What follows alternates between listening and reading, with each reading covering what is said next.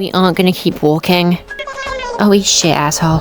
Oh shoot, hi. If you don't remember, last time I got kidnapped by Markiplier and then out of spite he left me with this little asshole. Yeah, no, I would. So, saying Silent Hill 2 is a masterpiece is about as controversial as saying water is wet. Everything, from the story with more layers than onions to the incredible, dreadful atmosphere surrounding this foggy little town. If you've ever been in the horror game corner of the internet, Silent Hill will likely become a discussion, because everything this franchise does is phenomenal, and is one of my many hyperfixations. I really don't care. Whilst other horror games at the time, like Resident Evil 4, focused more on cheap scares like a guy on crack chasing you with a chainsaw, お前はもう死んでいる。何?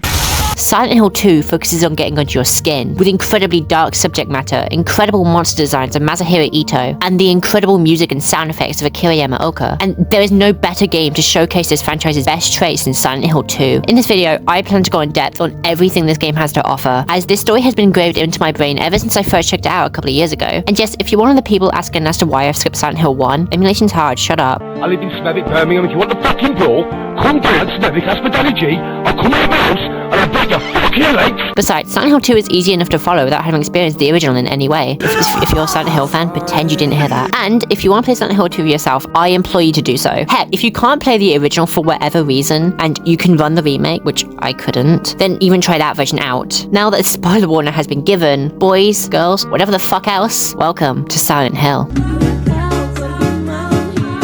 We're introduced to the game by our main protagonist, James Sunderland, staring at himself in the mirror, seemingly disconnected, letting out a loud sigh before asking if a woman called Mary can really be in this town.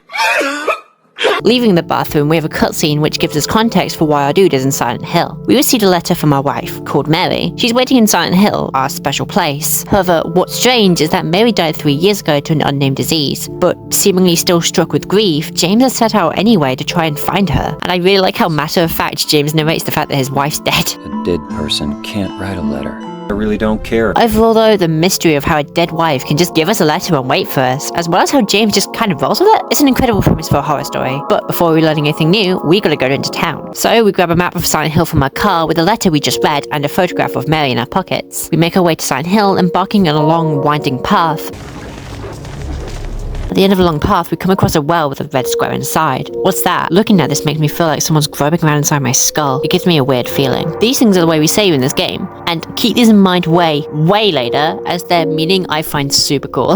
Continuing our little hike, we meet our first human. Excuse me, Shut the fuck up! A quick tangent because I want to discuss the voice acting Silent Hill has. The dialogue and performances always feel what the hell is it? off. And whilst in most games, bad voice acting can be seen as laughable, here, along with the excellent music, which I will talk about later, every conversation continues to just feel uneasy, almost dreamlike. This town is full of monsters. How can you sit there and eat pizza? Okay, almost every conversation. Can't wait to use that a billion times in this video. In this cutscene, James asks this woman for the directions to Silent Hill, but when told it's dangerous, James drops the hardest one-liner ever. Guess I really don't care if it's dangerous or not. I'm going to town either way. But James isn't the only one looking for someone in this town, as the woman's trying to find her mum, also commenting that her brother and dad aren't here either. I hope you find them. Yeah, you too. We continue a long marathon through the town. I know that's kind of annoying on repeat playthroughs. I love this walk, because as we move further down, the game gives you this gnawing feeling that we are too far down to go back. But once we finally enter the town, we find a trail of blood splattered across the road, and our first monster walking into the fog. This is the lion figure, and before I talk about the way they work gameplay-wise, I want to hyperfixate real quick. You see this walking animation? Well, according to Masahiro Ito in the Making of Silent Hill 2 documentary, the weird, stagnant movements of the monster was inspired by a real-life story of watching a colleague walking late at night with his hands in the pockets of a hoodie, and BDSM according to the Silent Hill wiki. Moving on. Following the blood, because the sight of what just happened isn't enough for James just to buck it, we find ourselves entering a building site when following the sound of white noise coming from a radio, and oh. The lion figure, and by proxy almost literally every monster in this goddamn game, moves extremely slowly and is taxed extremely slowly. However, these guys spray acid at James, and it's this encounter where we also find our first weapon in the game, and it's a wooden plank. This is now we get to talk about combat. Attacking in Silent Hill games is awkward, and that's a good thing. Your attacks are extremely slow, and because of this, it gives such a tense air to combat encounters, at least for the early game, because each attack is such a length that in your brain you're like, what if this isn't quick enough to not get hit? And I adore it, and if you're, well, shit, you may be like, ooh, but the combat's bad, and to that I say skill issue. The combat is slow and clunky, so just avoid combat. dingus. That is unless you're in the cramped environments, because now you have no choice but to fight. Speaking of no choice but to fight things, to get out of this sticky situation, we must bunk that spooky monster. We pick up the radio, but picking it up spews almost nothing but static. This thing broken? Strange. Also, goddamn, this game has bloody footsteps, which is just really cool for a game from 2001. But on our way back, we find the foggy streets of Silent Hill more open and full of monsters. Also, quick word of advice, do not bother killing anything when running around Quiet Mountain. Seriously, running past everything is much easier. Exploring the town, you're likely to find an RV with a note inside, saying that they're waiting at Needy's bar. Go to the bar, find a map which shows you to go to the Woodside apartment alongside a message written in the window. There's a hole here. It's gone now. Butthole. Following another X that the map we just picked up gave us, finds us a key to the apartment which is in the pockets of a dead body. And now that everything is done in the town, we enter our first indoors area. Holy crap, I'm in Fortnite! So, the way the Silent Hill games work is that each game has multiple different locations which we solve puzzles in, all connected throughout the town. So, when talking about each section, I'm going to change my format a teeny bit so I don't go like, and then you solve a puzzle, and then get this key, which unlocks this door. Let's face facts, that would be shit. So I'll explain the gameplay of each section, maybe a couple of standout puzzles, and any new monsters added. And once all that is passed, we'll get into the story beats which happen. So the Woodside apartments are a little bit spooky. Once we go upstairs, we find ourselves in some extremely cramped and claustrophobic hallways, filled to the brim with more lying figures. But the uncomfortably thin walls make it extremely hard to run past everything, almost forcing you to bonk everything in your way with a slow and encumbering combat. Which also, we have some new enemies here. When finding a flashlight on a mannequin, we have this thing stand up. No taper fade. According to the Silent Hill wiki, these are called the mannequins, lol. But I really like their design, just something really creepy about them being made entirely of mannequin legs. But we also have bugs. I have nothing to say about these. They're called the creepers, not to be mistaken with creepers from Minecraft. I'm Steve. Oh, and they're also just recycled from Silent Hill 1. At the first floor of the first area, we find a gun in a shopping trolley. Tell me your game is set in America without telling me your game is set in America. But a bit before this, we see a key in the middle of some oddly placed bars in the ground. Ow! Fuck you! I hope your whole family has a nice Christmas! And as we continue our search, we find easily the most iconic monster in this game. No, this series has to offer. And while future entries take liberties with him to say the least, I adore this introduction in the game. Your radio goes off, which is seemingly nothing unusual. It's been doing that every time we've found a lying figure or a mannequin, which we have become used to as of this point, only to be met with this tall creature with a bizarre metal pyramid on his head, seemingly just watching you. A strange contrast to how hostile everything has been to this point. The game could have easily gone, boo, look at the spooky boy, and left it at that, but I adore the restraint. But what's better is his second appearance the game has with him. James enters a seemingly normal room, only to find Pyramid Head literally having sex with a mannequin. And it's this brutality which shows Pyramid Head to be a massive threat to James, having such an influence on everything we have already faced to this point, that he can quite literally shag them. What I love the most though is his design, where he can seem almost human with his body, but the giant Pyramid Head is incredible at telling you that this thing is far from human, as well as bizarre moments after, you know, shagging a monster. And the butcher's uniform is like the design is literally screaming at you that this boy is definitely dangerous. Here's a video of a butcher. You want to be that? No, you don't. But the thing that makes him the coolest is his enormous knife that makes you know to keep your distance from him to avoid death by big ass knife. Sadly, what stops him from being my favorite monster in this series though was how he was treated in future releases and the movies. I won't get into it now because spoilers, but it's to the point that his designer Masahiro Ito literally posted that he regretted even creating him on Twitter. No, not fucking X. Thanks Elon, now it looks like I have a porn app on my phone. Also at this point I installed the enhanced edition mod because the game kept crashing. Also it makes everything look a little bit nicer for your viewing enjoyment. Yes I know, I am the best. Aww. Moving to the second apartment, don't ask why there's two, I don't know, I'm a dumbass. Speaking of asses, here we find an ass crack of our new character. This is Eddie Dombrowski. We find him leaning down and puking into a toilet, most likely due to the sight of the corpse in the room the bathroom is in. Say the line. I didn't do it! After exchanging names, with this being how we know James's name, we leave and continue our journey. And it's towards the end of this level where we meet the woman from the graveyard once again. We open the door and we find her staring at herself in the mirror with a knife in her hand, commenting on how it's easier to run, easier to kill herself than continue living, and that James is just like her. But when James is seemingly uncomfortable and reflecting this accusation, the woman named Angela Roscoe changes her personality, seemingly mocking James, asking if he's afraid, only to immediately apologize again. Something is definitely wrong with her, but it isn't explained just yet. Asking if has found her mum, she says no. James asks if she lived here, where Angela seems shocked and uncomfortable due to him knowing this. James just shrugs it off, saying it was a guess. It's only after this where James tells Angela that Mary is dead, where she seems scared of James, where he's like, no, I'm not crazy. She wants to leave, but gives James her knife, scared of what she can do to herself. Okay, so there is a lot that happens here, and I apologize for bringing the mood down with the dark themes apparent here. What can make this better? More Pyramid Head sex! But this time we have our first boss in this game, and it's okay. Pyramid Head is able to kill you in one attack, which I learnt unfortunately by celebrating defeating him too early. But all you really need to do is keep your distance and attack him with the pistol. Defeating Pyramid Head causes the siren in the background to blare, which in this universe signals the other world either entering or going away, and as the water that blocks us from progressing goes away, it seems that we're entering the normal world, which is interesting, as we have not entered the same other world from the first game. And with nothing to do but maybe go back and save the game, which I did because I actually do have other things in my life aside from video games, we follow the monster and go back to Silent Hill. Her name is Maria. I really don't care. Making our way downtown, we find the child who stepped on our hand earlier. I don't know. Maybe I did.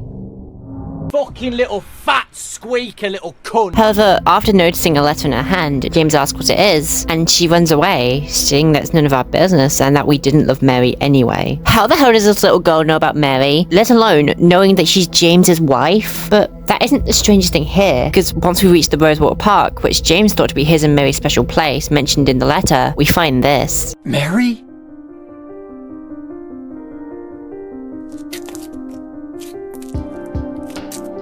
No, you're... A woman looking nearly identical to Mary, the only difference being the way she dresses. Oh, and she has dyed hair. No motherfucker on this planet has dyed hair and is loved by their parents. Oh, wait. Oh, also her name is Maria. Just Mary if you added an extra A at the end. James does the third mid-dead wife speech to Mary. She thinks he's odd, but also asks James to take her with him, you know, for safety reasons. But when James seems hesitant... I look like Mary, don't I? You loved her, right? Or maybe you hated her. Don't be ridiculous. Okay, so this is the second time in a row where a character has called James's love for Mary into question. I'm certain that this is just a joke and that everything is going to be absolutely fine. Foreshadowing is a literary device in which... Now, the way having Maria with you works is that she does absolutely fucking nothing and we want to shoot anything that even looks at her funny. Basically, think Ashley from Resident Evil 4 if she was less annoying. Also, yeah, I accidentally shot Maria. Oops. We explore Silent Hill for a bit, find a pipe, make a penis joke, and continue to explore for a bit as we look for where we are meant to go next. Also, by the way, the pipe is a direct upgrade to the wooden plank. I think they both do the same damage, but the pipe has more range. Anyway, we find a map pointing to a bowling alley, and then because Maria died, we have to go all the way back to the apartments and redo everything. Entering the room, we immediately hear the best song in the game, Alone in Town. I don't want to talk too much about the music because I know jack about music, but Akira Maoka is incredible. With music that goes from, oh no, I'm about to get shanked in 50 different places, to chill Silent Hill music to relax/study to. We see Eddie and the girl sitting together, him eating a pizza. As we make our way to him, he asks the girl, "Did you find the lady you're looking for? What's her name? Mary?" But she runs away once we get there, and as Eddie continues to sit on his ass, we get my favorite line of dialogue in the entire series. This town is full of monsters. How can you sit there and eat pizza? Do I even need to explain this? It's actually perfect. But we learn that the kid's named Laura, and once we get out, we find Maria and both changed after the kid. Cutting through the Heaven's Light bar, which Maria has the keys for, and in the beginning cutscene, we see posters of Maria in the bathroom, so it's likely she works here. And as our search ends, Laura goes inside the Brookhaven Mental Hospital, beginning the second level in the game. You put fentanyl in my ibuprofen! The next place we explore is Brookhaven Mental Hospital, and what differentiates this area from the others are the nurses. Come on, do I need to say why I like these? Tits. These are the only regular monsters which wield weapons in the games, and their irregular movements make them seem really off-putting. But if you've played Silent Hill 1 or Silent Hill 3, then you may have noticed that these nurses have nothing in common with monsters from those games. Whereas in those games they appear more human with parasites on their back. In here they are much more conventionally attractive in the body department. The only things to stop them being entirely hot are their heads wrapped in bandages and their skins covered in sores. Although nothing really changes here from the apartments. There is a new puzzle which shows off the new combining mechanic for puzzles, as we fix a hook to a piece of hair so we can fish a key out of a drain. Silent Hill puzzles, people. But one puzzle I really like involves a radio game show blaring from the elevator intercom. However, this isn't a usual game show because it's addressed to James. Pizza! Here we are asked some questions, each testing your knowledge of the Silent Hill lore. Is it creepy that I'm dating this younger person? First, asking for the name of Silent Hill's amusement park, which if you've played 1 or 3, then you know it's the Lakeside Amusement Park. Again, sorry for just using Silent Hill 3 footage, I can't play the first game without selling my soul to the emulation devil. The second, asking for the name of a murderer who terrorized the town, the answer being found in a newspaper article back in the apartment, who's also the villain of Silent Hill 4 The Room. And the third, asking for the name of a road, which you can easily find having a quick look at your map. You put them into the buttons on a box in the supply room. Getting anything wrong? I don't know, I got it right. Yep, and getting everything right here gives us some supplies. The strong healing ampule pair with a ton of shotgun shells. Shotgun shells. Shotgun. You're getting a shotgun montage.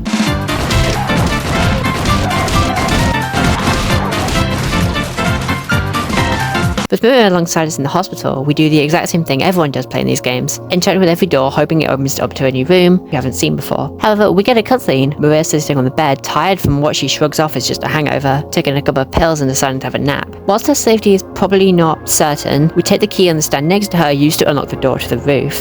Here we find a diary entry written by one of the patients, leading up to them jumping off the roof, presumably. However, in all the entries, it's raining, but for the final entry, it's clear outside. Anywho, after this, Pyramid Head shows up and gives us a minor bonking. This gives us the code we need to unlock the box that we need for the drain pipe puzzle I brought up prior. But this unlocks the hallway where we find Laura. What's most important here though, in regards to how she knows Mary. I was friends with Mary. We met at the hospital. It was last year.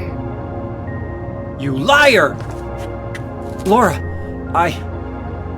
Fine, don't believe me.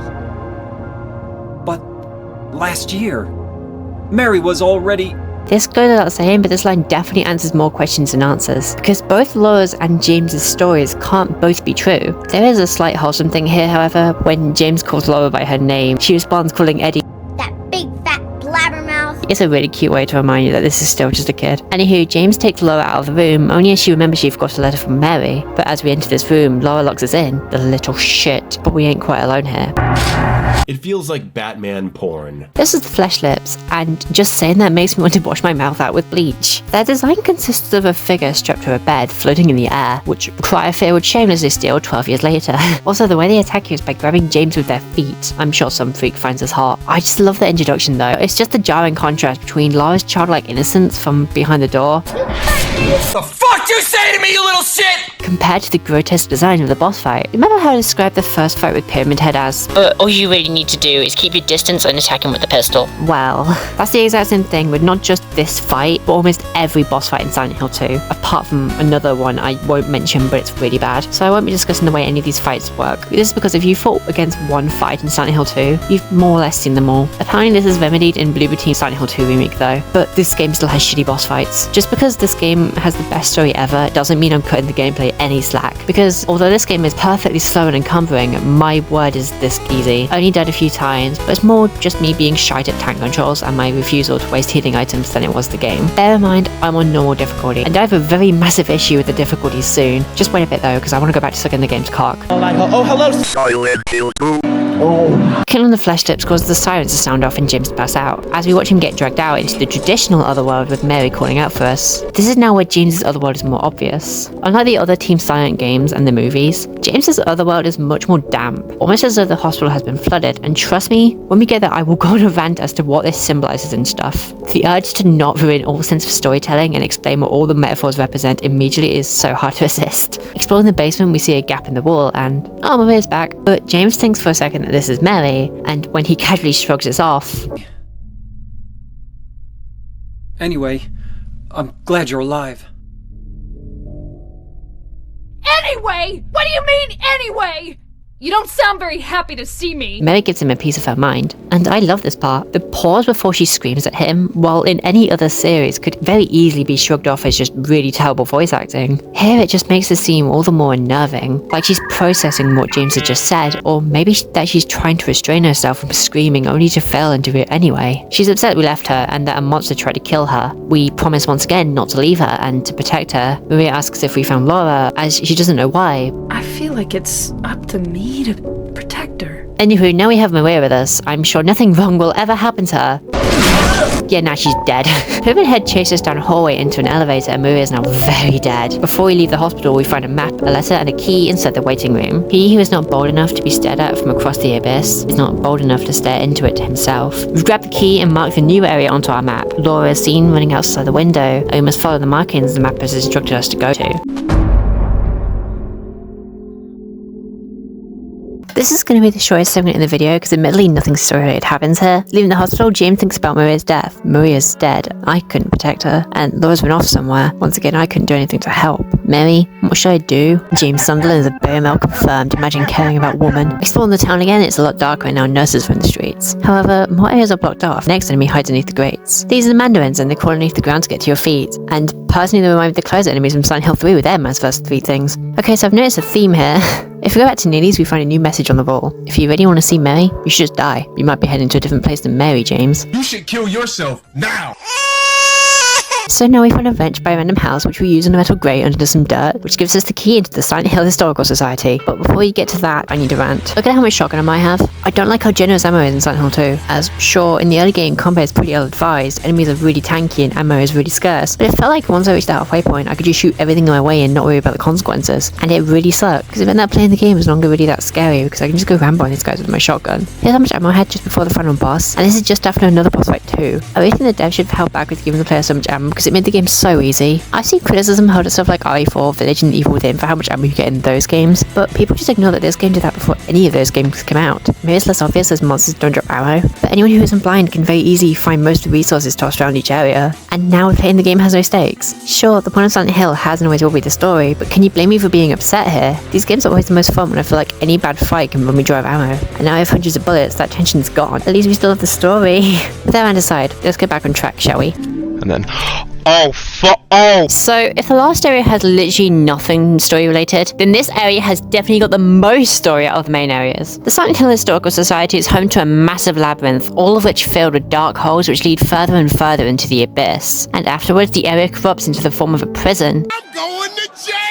Also continues to become more funky with putting you inside a well which you have to bash open with using the plank of wood and having your flashlight die, causing a ton of creepers to spawn and have you guess the password, leading to whatever the hell you could say this is. But there aren't any new common enemies up to this point, saving me at least another couple hundred of words. But what we do get is the new hunting rifle, which I'm not going to show any gameplay of right now because it's an amazing boss killer with a very small magazine. And what's even better than that? Pyramid Head's knife. It one-shots nearly everything but made up with making James slower than your gran. Okay, now it's back to story time. After falling down into the prison version of this spooky place, we find Eddie sitting next to another dead body, but he's clearly a lot more unhinged. Killing a person ain't no big deal.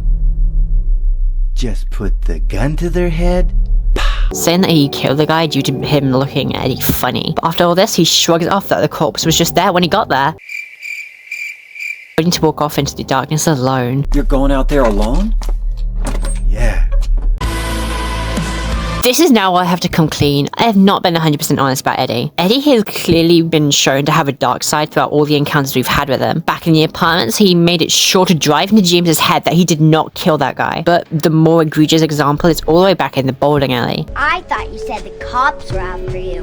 No. I just ran because I was scared. So the police is after Eddie. Huh. The reason I did not point this out when I did was that Team Silent did an amazing job painting Eddie out to be just a dumb fat guy who we can have as a punching bag, and also dangling these hints as to his darker side right under our noses. And I don't know if it's just me, but on my first playthrough way back when, I shrugged it off as well. Maybe he just has a running gag of being in the wrong place at the wrong time. Hell, the iconic pizza line could also be seen as a distraction. I'm gonna stop myself there. I feel myself becoming too pretentious. TLDR, Eddie is kind of batshit insane. We need to find 3 plates here to solve a puzzle, 2 of which we can easily be associated with our cast. The first else we find in the same room as Eddie is the table of the gluttonous pig. And okay, Eddie's, well, he's kind of fat. The second is in the shower, tablet of the seductress, which could be seen as Maria, considering how flirtatious she has been with James when we first met her. But the last is the tablet of the oppressor, which can't be seen as anyone with what we've played so far. Or maybe, just maybe, it's someone we do know, just someone we haven't been told of fitting this title. I'm gonna play the H-Bomber guy clip again. Foreshadowing is a literary device in which we go down a lot more levels, and after solving a puzzle with a weird face box thing, we find Maria. However, she doesn't remember, you know, getting stabbed, and instead talks about the hotel, leaving the tape we made there. How do you know about that? Aren't you Maria?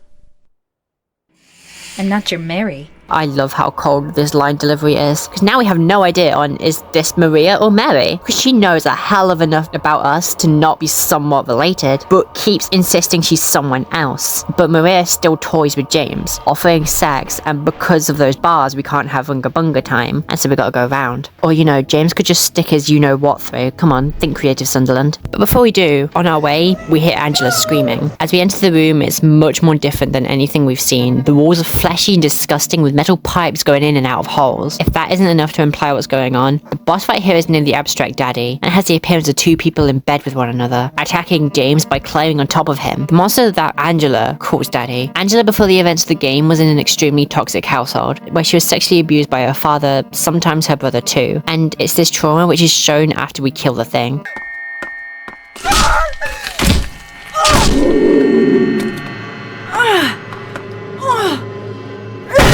Angela comments on how all men want the same thing, that being sex. And the reason she came to Silent Hill was to kill herself, with the knife being used to stab her dad, as said in a newspaper article found in the Labrinth. Look, I'm really sorry if I haven't talked enough about Angela, trust me, but I'm not pyrocynical, and I want this video to come out at a decent time. Pizza! I'd recommend the video by Ratat on the character, although I'm debating maybe making some separate videos for some of the characters in this game. Anyway, after crying, Angela asks again if Mary was dead. James says she was sick. Liar! I know about you. You didn't want her around anymore. You probably found someone else.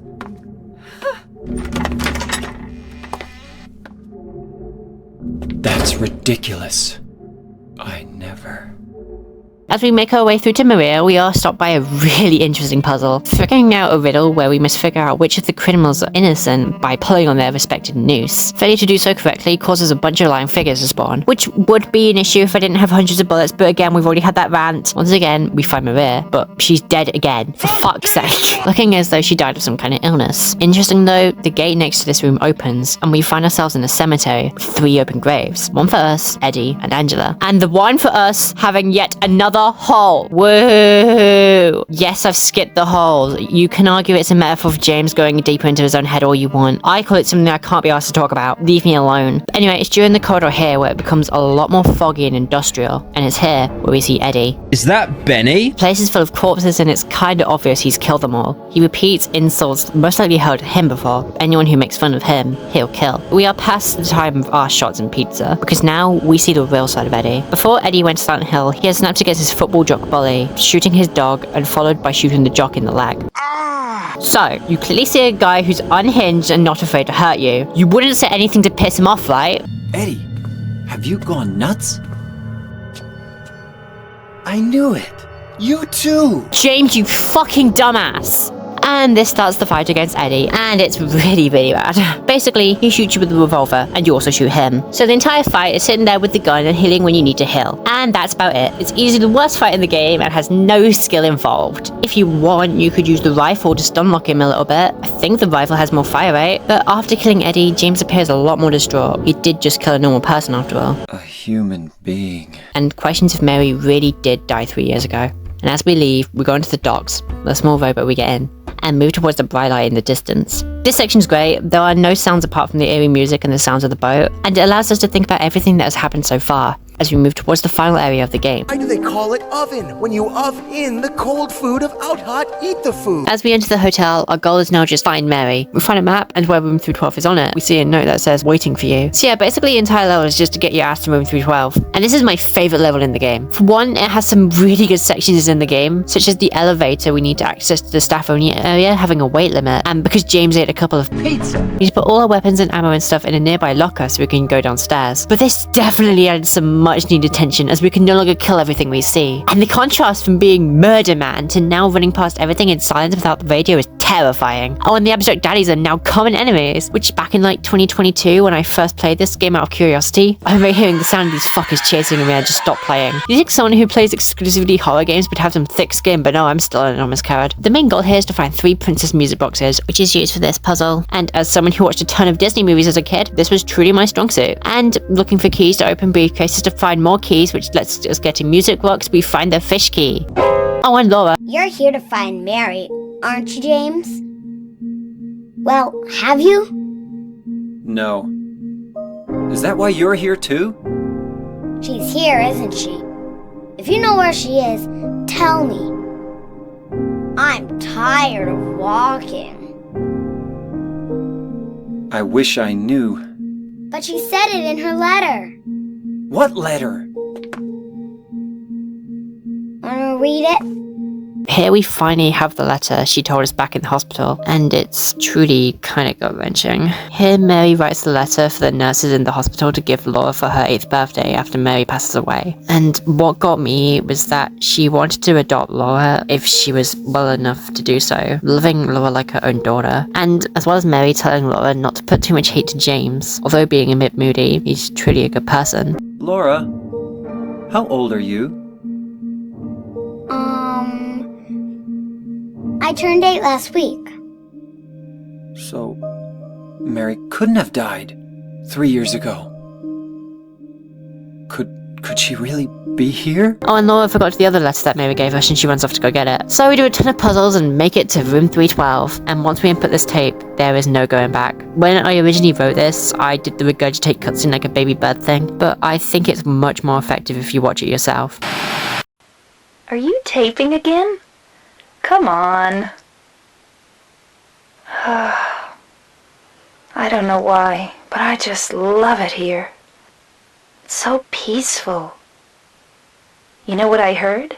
This whole area used to be a sacred place. I think I can see why. It's too bad we have to leave. Please promise you'll take me again, James.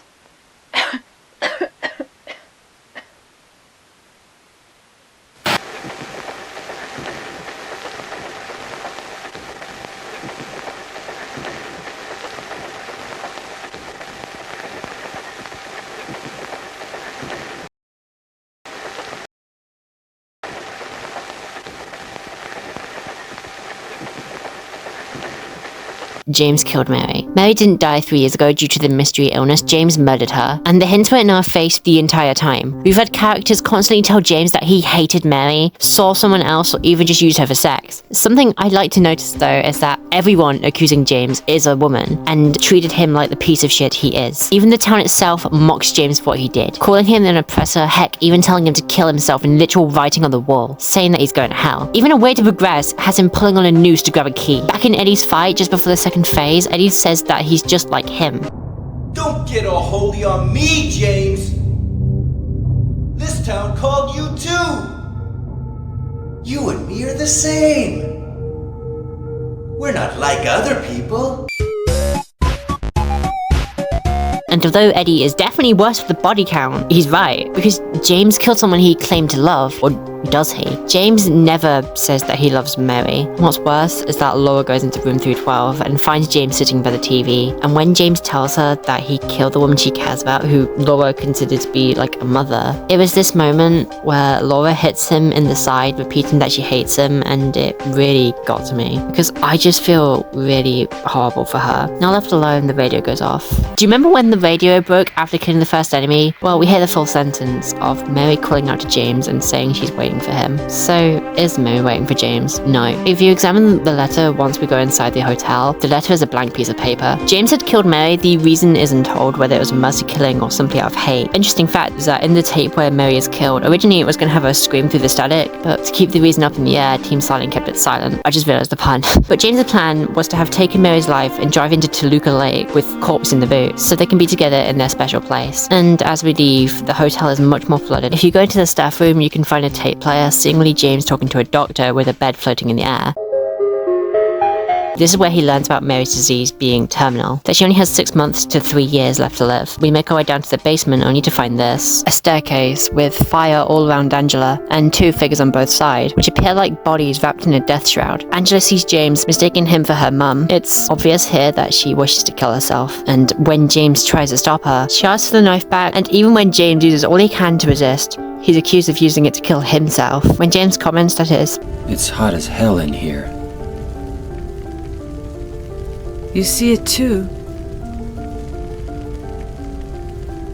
For me, it's always like this. This is where the theory that everyone's Silent Hill Otherworld is different comes from. And I want to comment on the contrast of James's and Angela's Otherworlds. James is damp and wet, Angela is fire. James is underneath and Angela stands above him. James is an abuser, Angela is a victim. If you walk up to try and maybe stop her, the flames stop you. We have no other choice but to keep walking forwards. Okay, before we finish this, we find 9 squares on the wall, all of which represent the 9 monsters this game has. It's time to talk metaphors. This is what all the monsters represent. The lion figure has an upper figure appearing almost like a body bag, as it walks side to side like a corpse. The bobblehead nurses, their attractiveness, shut up. It's based off James sexualizing the female nurses who took care of Mary. The flesh lips that are strapped to her bed, seemingly based off Mary's hatred for being bedridden, and at the end of the game, we hear Mary saying that she looks like a monster. The mandarins are dragged down into the ground, which I like to think of James's belief that he's tied down taking care of Mary while she's sick. The creepers are irrelevant, and the abstract daddy we've already covered. The mannequins being made of female legs could be seen as James's urges, seeing women as a doll for his pleasure, which is dulled down when Pyramid Head uses these mannequins for intercourse. Speaking of Pyramid Head is a beacon of James's self-hatred due to the guilt of killing Mary. It constantly stalks James and kills Maria twice.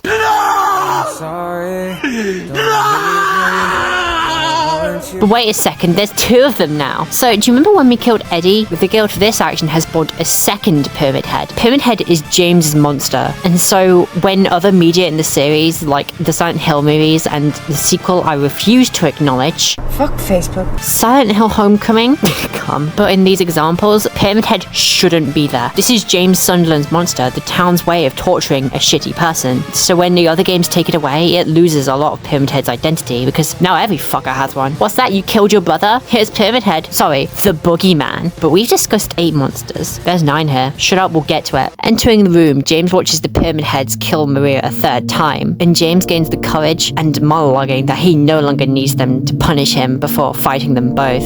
Instead of them just dying after shooting them, they simply kill themselves with their spears. And even in death, Pyramid Head and the town still have control. After that, we go back to that same hallway with Mary, the voice. Here she calls herself disgusting, just like before. Have a cause for James to come back. Don't leave me alone. I didn't mean what I said. Please, James. Tell me I'll be okay. The delivery once again got under my skin due to her voice tearing up, and this made me cry. And after leaving, we move up some impossible stairs up to the hotel booth where we find Mary. Wrong again. Mary's dead. You killed her. Maria? Maria, I'm done with you. What do you mean? But I can be yours. I'll be here for you forever. And I'll never yell at you or make you feel bad. That's what you wanted. Now I understand. The problem is, you're not Mary. No, James. I won't let you. I'll never let you have your Mary back. That's right, Maria's the 9th manifestation of James, made to lure James into further depravity, basically being Mary but more sexual, to lure James's lust and fuck with him, killing her 3 separate times, and as Maria twists into a monstrous form with the final boss, attacking James with a swarm of moths and having a black twisted tongue. And once we win this battle, we shoot her one final time and cut to normal Mary. She's lying on her bed in her pajamas with James sitting next to her, whilst Mary comforts James, saying she wanted to die as a way for the pain to end, and now he's suffering for his actions, almost as a way to comfort him. But I don't think that's true. I think what James says here is the actual case. You also said that you didn't want to die. The truth is, part of me hated you for taking away my life. Once Mary passes, James picks up our calls, and we hear the sound of his car driving into the river. Now I understand the real reason I came to this town. I wonder, what was I afraid of?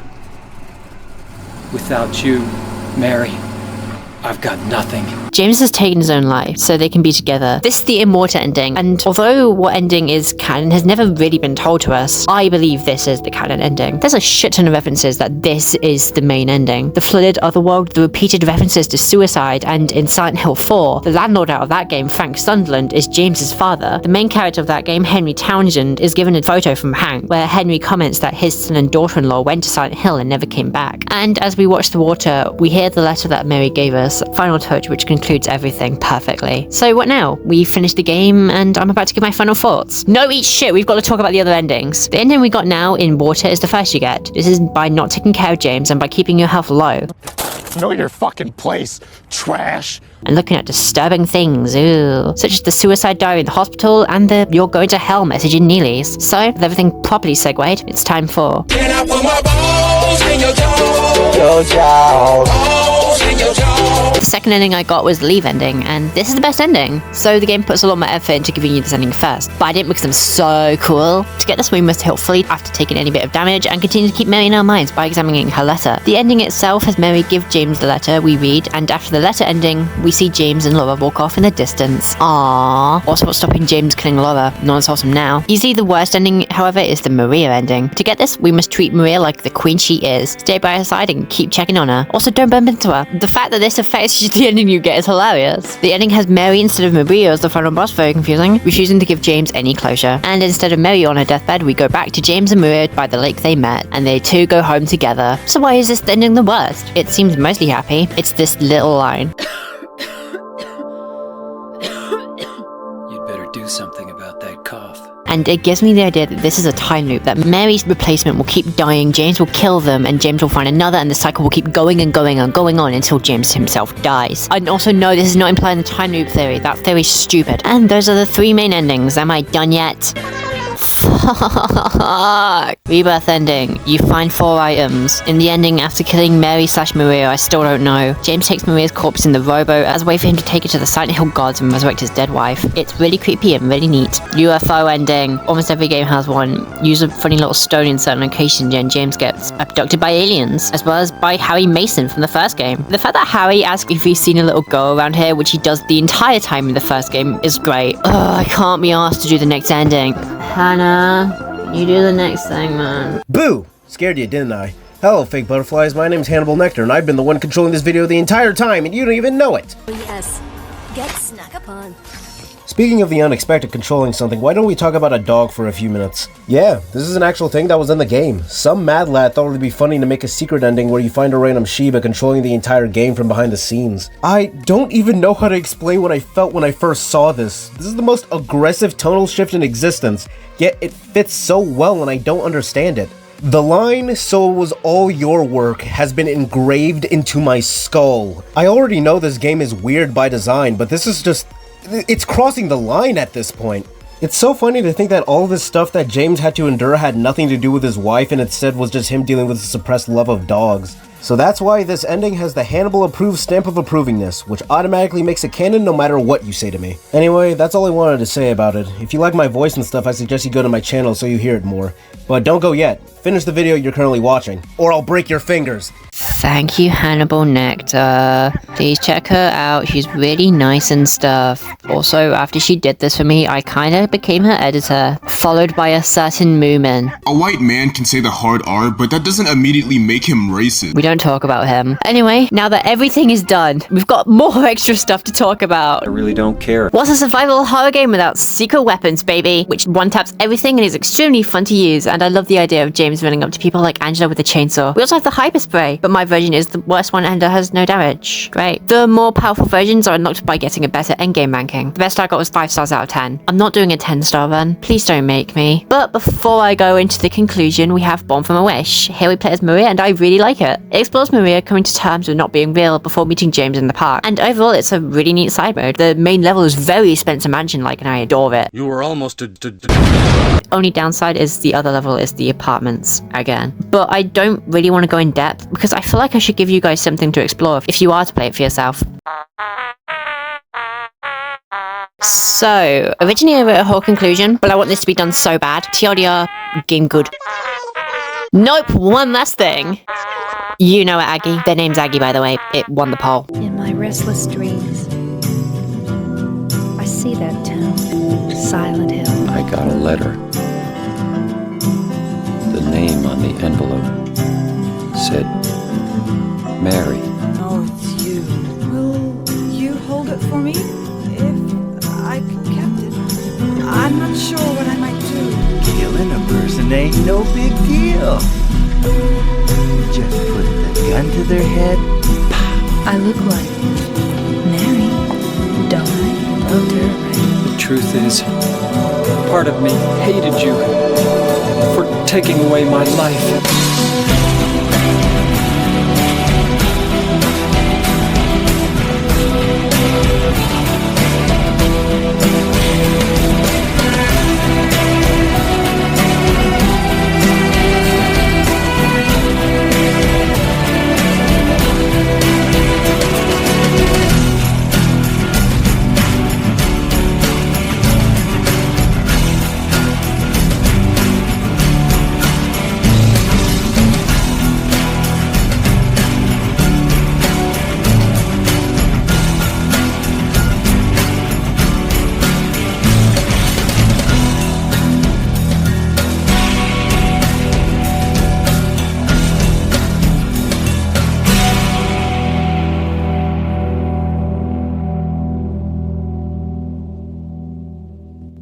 Hey, but before I go, I want to give a huge thanks to the Silent Hill Wiki for a lot of the lore research here, Silent Hillside for the gameplay of SH1, 4 and Homecoming, and of course Hannibal Nectar for her bit on the dog ending.